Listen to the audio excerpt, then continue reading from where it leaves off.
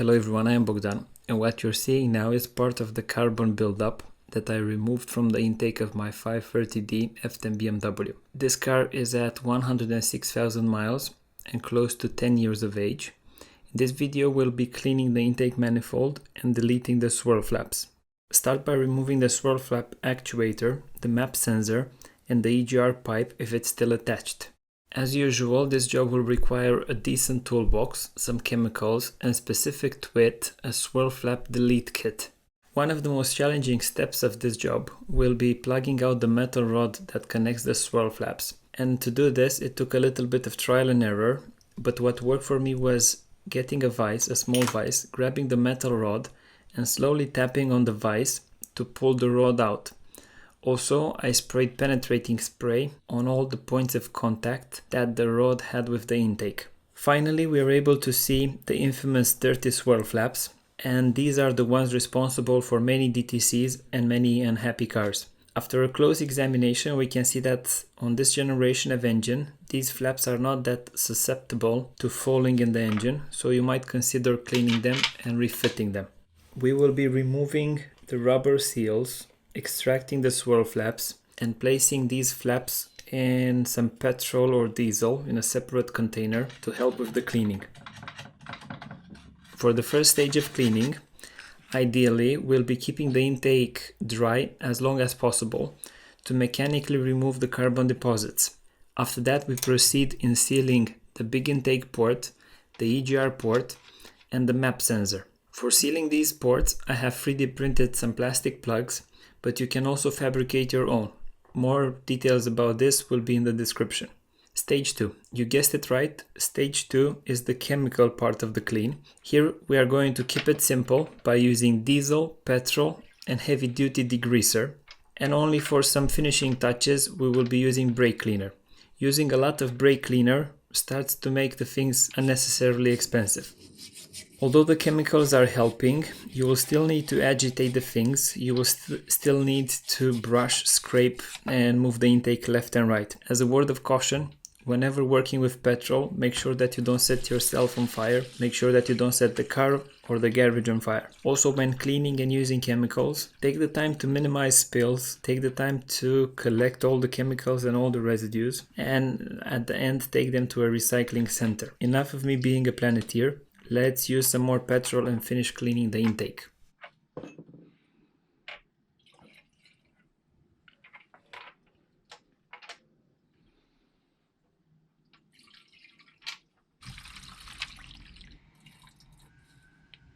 After you're happy with the intake, use the degreaser and again move everything all around, left and right, and make sure that the chemicals are able to clean your intake.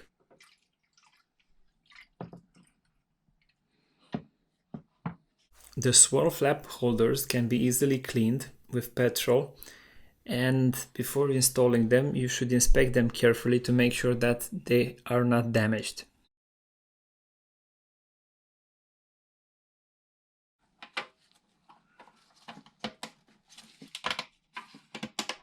At this point in time we are able to remove all the plugs, clean the ports, and make sure that we didn't lose any of the seals. You are also able to see the 3D printed parts. On some of the ports I have placed some rubber gloves to make sure that the seal is better. Clean the ports, clean the sensor, refit the sensor, inspect the intake manifold.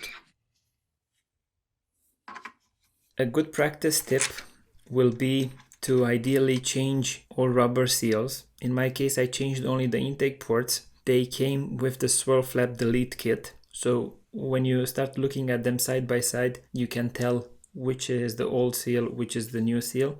And although the new seals are not BMW original parts, after using them for close to 2 years and after running higher boost pressure on the engine, I am not seeing absolutely any leaks, so overall there should be good quality. One of the things that you will need to pay close attention to will be your swirl flap delete plug. It needs to seal the intake properly, so whenever you're inserting it, it should give resistance. In my case, this part was not performing as it should. It was quite easy to remove, So I ended up ordering a different plug, but looking back and analyzing that part, it could be saved by fitting bigger rubber seals. We go back to the car, we have cleaned the intake. Now we need to clean the contact surface between the intake and the manifold.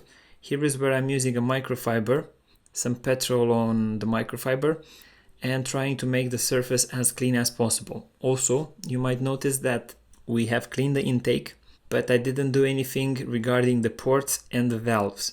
This is because whenever you're attempting to clean the intake ports and the valves, you should make sure that these valves are closed. And strangely enough, on the BMWs, whenever you want to twist the crankshaft, you need a special tool. So should you want to clean also your valves and the intake ports, try ordering a timing kit tool, and that one will include the special socket that will allow you to move your crankshaft. We finish by refitting the intake, refitting all the parts and connecting all the things that we have disconnected. And at this point, the car should be running perfectly.